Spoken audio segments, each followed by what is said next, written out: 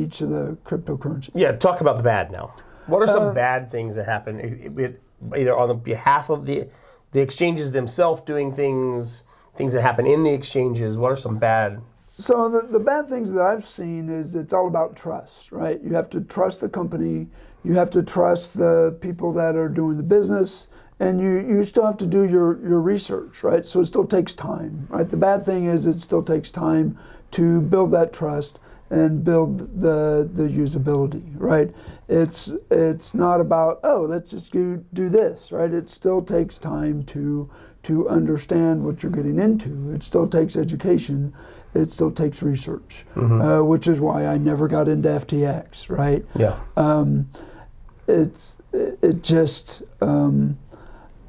There is still learning involved in everything that I do before I jump straight into it. Even some of the things that we were even in our setup today, right?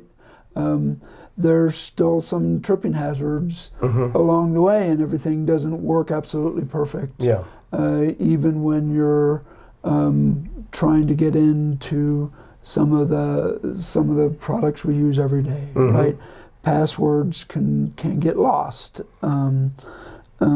It takes time to get through some of the security hoops that you're going through, and so there are still some things that everyday activities can be tedious, right? I'm not going to try to pull the wool over your eyes that these things are more tedious than just going to the bank, right?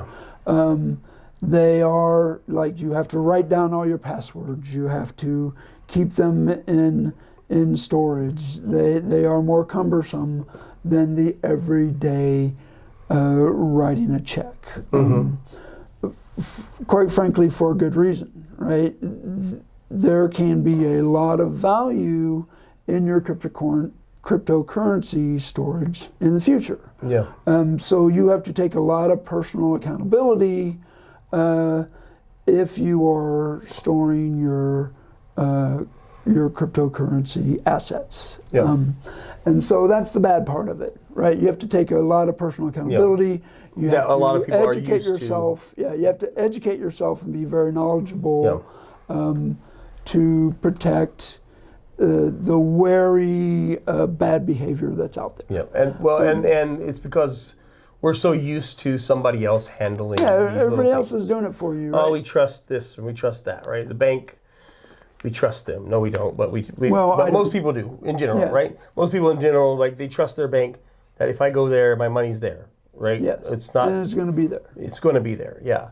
Whereas you have to take a more active role in the safety of your security, and be aware. You have to be aware of your hackles going up. Right? Yeah, and I mean, you shouldn't be don't use an exchange as your wallet. Yes. Which a lot of people do, and that's a big mistake, because as long as you give it to them, you've given it to them. Yep. Right, and they can use them. They have your assets. And that brings us to some of the ugly, right, which is the failure of exchanges and things that happen on the exchange that can be very ugly. Yeah, bad and ugly kind of go together, right? And what I've kind of seen is, like, these exchanges, like cryptocurrencies acting like a bank, right? Like, if cryptocurrencies are trying to say that banks have done bad things, then they should stop acting like banks, right? Don't give out loans on very active, volatile cryptocurrencies. Right? Yeah. Don't give out a loan on Bitcoin that is up one day and down another, right? That's not a loanable asset. Yeah. Right? And that's what got a lot of these crypto companies in trouble, is don't give a loan out on such a volatile asset. Yeah. So don't act that way. But that's literally what got these exchanges in trouble, is you're giving a loan on a product that might not have that asset out there. And then if you do give a loan out on that, then you need to act like a bank, which is call all your assets back as soon as you go past the halfway mark. Is you need to call all those assets immediately, right? Or have your assets immediately called when you can. But you can't call them back because they're crypto, right? There's so many problems with that. That's the bad part of it, right? You can't call them back because you're not in control of them, and so you shouldn't have ever loaned them out that way. And so that's the bad along with the ugly, right? Is like they should have never been loaned in the first place in that manner. Or if they are an asset, then you should have had something along with that as collateral, right? And so there's no collateral backing any of those loans, and then there's nothing backing it, right? And that's why we lost. That's why a lot of this money all got lost, because there's no collateral backing it, right? And that's what I've heard a lot of these complaints is, well, there's no value backing it. And that's kind of the point, right? There's nothing backing these loans, and then there's nothing backing the asset, right? And that's where you start hearing all these complaints is the money is gone. Well, that's the bad actors, right? It's the bad actors, it's the bad thievery. It's one reason why I didn't get into FTX at all, right? Is like I heard no reasoning behind it, right? It's a Bahama company that has what, right? So that's the ugly side of it, right? Is all these loans out there, and then you start hearing a loan on Bitcoin, right? That makes no sense. And so when you start looking at all the information, and you see all these loans out there, and it's backed with an asset with no way to get the collateral, and you're going, okay, then you should never have loaned it. Yeah. Right? And then you see all these risks out there, and it's just that very strange, ugly market, and you start going with all the risks and no backing, and where some of these markets are coming from, and you just don't get involved with it. It's also like I've seen, I think you and I have been involved in this community for what, 5 years? Something like that, yeah. Yeah, 5 or 6 years now. And you start seeing a lot of this as just marketing, right? If you start seeing a company that just has a marketer, but no tech behind it, right, and no CTO at the helm, it gets very weary to me that if you just see a marketer at the helm, but no technology behind it, it looks pretty obvious to me that it's just a scam coming through as quickly as possible, right? If I just see marketing and a lot of hype, then I don't get involved at all, right? Because that's just the next fluff coming through the crypto industry, right? I need to see the tech, I need to see the white paper and a whole lot of technology behind it before I get involved or have any confidence in that technology or token whatsoever. Yeah, there's so much, and like I said, I don't spend a lot of time in the exchange thing. I have tokens, I have some crypto, I sit on it, and I've been sitting on it a long time. I don't really mess with it. I don't, to me, the ugly that I see is just the this mentality, the pump and dump mentality, right? They speculate, they don't invest, they call themselves investors, but they're not investing in anything. They're speculating that they can buy a token that will pump and they can get out, right? So to them, it's kind of timing. An investment, but it's a speculation. It's not, they are in no way invested in that technology being advanced. Or the value. Right? Or like, I mean, a true investor invests in the company, the technology, and wants to see it grow. They don't invest, they don't put money in, and as soon as it goes up, they get out and get into another one and jump from this one to that one. And that's day trading, that's bordering on, if not straight up gambling. It's basically a game, and it doesn't really mean, it's not investment. Right. And that's to me the ugliest part, because behind a lot of that is exactly what you just said, which is just marketing games. There are tokens that have been created that have no value or point behind them other than to be marketed at this thing. It's all philosophy that they're selling you, or feel good.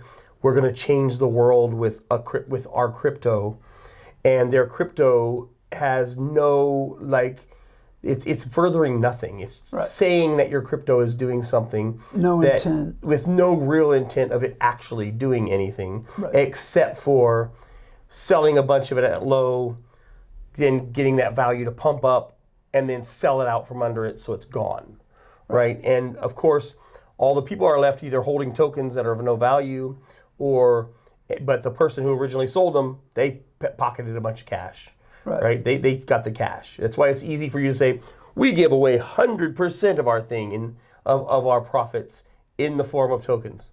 Right. No, what you did is you took all your profits in, you turned them into tokens, you distributed the tokens out, and you kept the cash. Yep. Right? And you created no technology or value. Yeah, you created no technology or value that they can then take those tag tokens, and those tokens have any real growth potential other than for another marketing person to come in and pump them and then say that they're worth something that they're not, and hopefully you'll get out on that next wave, right? If the wave ever comes, right? So just the greedy, and that's what it is, it's a scam, right? We hear this a lot, it's a scam. Unfortunately, the ugly part is every time a token that may have total technology behind it starts to languish in its value, then everybody starts throwing the word scam around, right? Because they probably have been scammed or they're scammers. And then if they're not going to get a times 10, times 100 pump, then you've scammed them. Even though you've not said that it was going to be a time 10, time 100 pump. Right. No one ever told them that was going to happen. That was totally in their own mind, right? So you do have this really ugly side of crypto exchanging, trading, that is just this pure greed. I'm going to take, it comes with that mentality of everything is about a transfer of money. There's only so much, and it's all about one person getting somebody else to transfer it to them, right? That's it. Yeah, right. there's no idea of creation, right? We're not creating new value. There's all the values already exists in the world, and it's all about getting it from what somebody else's value to you, and hoarding it up for yourself, right? Which is a very, I guess we've talked about this before. It's basically the socialist mindset of what capitalism is, and then having that socialist mindset, but a socialist version of capitalism. There's only so much value in the world. You're a socialist. You're a socialist version of a capitalist. You're not a capitalist version of a capitalist, which is create value, create value, create value. And there'll be more value in the end. Yeah. Which is our version. Our version is we're creating more value, and so there will be more value in the end. Yeah. And it takes time. It's the sowing, reaping, right? Yes. You put something in the ground and it has to grow. And it takes time for it to create its value. And usually when you do it that way, that value just continues to grow. It doesn't go up here to a big thing where everybody a small group can hoard it all up, and then it drops out and they've taken it from everybody else, right? To me, that's the ugly. Yeah. In the whole crypto world. Because everybody then assumes you're only doing that. Yeah. Right. And our value is our perspective is that we're growing it for the future. Right. We're building a better product so that we can grow this for everybody in the community. Right. Not just for today, but for the community of tomorrow, and that it's a growing value that needs to have fluctuation and adaptability. Yeah. Right? Not just a price set on one country, but the community that has a growing entity and a growing value. Yeah, it's a community without borders, without anything, right? It's the amount of time we spend, the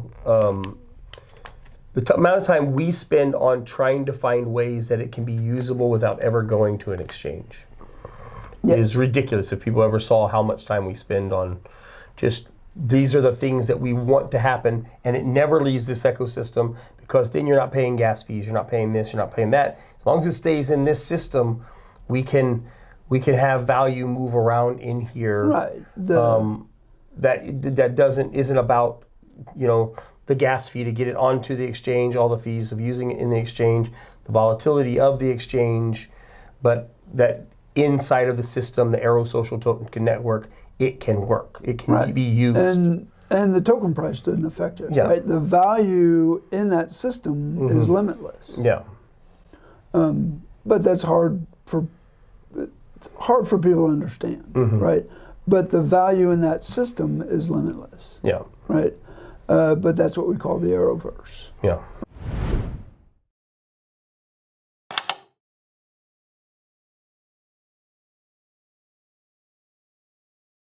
Well, and that allows us to now think about some things that we've kind of gone through, because I think that hopefully other people who are using blockchain technology, they're building a company on blockchain technology, and even though we jokingly always say, so you're smart enough to make a blockchain company, but too dumb to know you should never do that. But there are people out there, and they really are trying to make a difference. They're trying to they believe blockchain is a way to advance things for the future. I believe that that is possible. I don't think it's the answer to everybody's problems, like some people, and I think anybody who tells you it's the answer to everybody's problems, they're a scam. Social media companies are using your content and your data to make over $100 billion a year. Arro believes you deserve your fair share. So Arro Social is the first ever mobile social media app to track and share advertising profits through the power of blockchain technology. With Arro Social, members keep ownership of their content and data. And Arro shares up to 80% of its advertising profits with all of our members. At Arro Social, we have completed the first phase of our Arro ecosystem. A place to be social, a way to share profits, and a way to spend rewards. Now it's time for phase 2, which includes development of fun new features, and improvement of our API, which will allow a marketplace, gaming, and other apps the ability to plug into the network, accept the Arro token, and create more ways for the community to earn. Join Arro today to be part of this social media revolution.